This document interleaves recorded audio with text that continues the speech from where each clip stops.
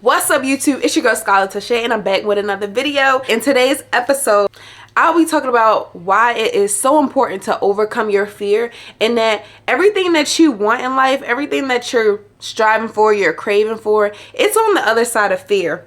I haven't always been the most confident person, and I've been afraid of many things, not even just my goals. Like, I'm scared of dogs, and I've gotten over that fear. Just a simple fear is that, you know, and it took time and it took progress, but eventually I got over that fear. When your brain is telling you that you're scared of something, it is actually reverse psychology, and it's trying to push you to get over that fear. When your brain is triggered by something, it's only because it's unfamiliar and it's uncomfortable. But it's like when you transfer to a new school, it may be hard at first because, you know, you don't know the teachers, you don't know the classes, and you don't know anyone there. You don't have any friends. But after, you know, a few weeks, maybe a month goes by, you start to meet people, you start to get familiar, you start to get used to, and you start to get comfortable. And you would never know if you never even took that chance. You know, give yourself a chance to take that chance into overcoming your fear. I promise you, nothing bad will come out of it. At the end, the only worst thing that could honestly happen is it doesn't work out, and that is not the most terrible thing that could happen in the world. It's really not, because at least you could say you tried. You know, when you use fear as an excuse, you're holding yourself back. That is just you. It's no one else holding you back when you are faced with a fear. It is just you against that fear. Try to overcome it, fight it, face it. That's the best thing that you can do. You know, I used to have like stage fright, and like I used to not want to speak in front of a class or read out loud when the teacher asked. But the only way I got over it was when, you know, I just decided to one day perform in front of the whole school. And then gradually, you know, I started getting used to presenting and being confident in what I have to say. You know, at the end of the day, when you overcome that fear, you really get like a rush of adrenaline. Like, literally, it is a rush. And honestly, when I overcome my fears in that moment, I've never felt more alive.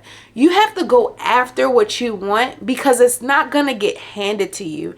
It's not just gonna come to you. You have to go after it, and you have to fight it, and you have to face those fears. Maybe you have a fear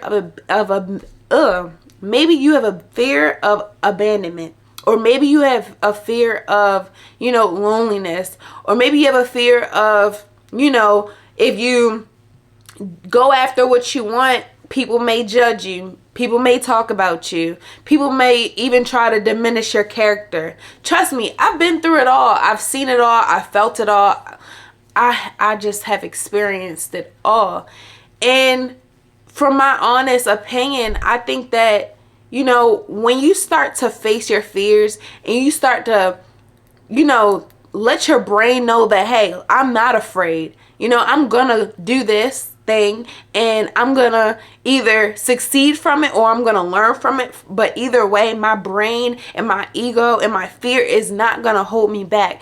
And once you tell your brain that, it starts to get used to it. You know, the best advice I could say is get used to being uncomfortable, you know, because the best things in life come when they're unexpected. My best moments, my best memories, my best accomplishments, they have came unexpected, but they have also came with time after time, me just facing my fears, growing my confidence within myself, you know, being confident to say no, being confident, you know, to set boundaries in friendships and relationships, you know, speaking up for myself and knowing that I got me no matter how the situation goes. You know, when you start to stand up for yourself and you start not to have fear what other people have to say, and you really just respect yourself and love yourself, people will do one or two things. They'll either step up or they'll step down. And just know, if people step back or they step down, then they aren't meant for you.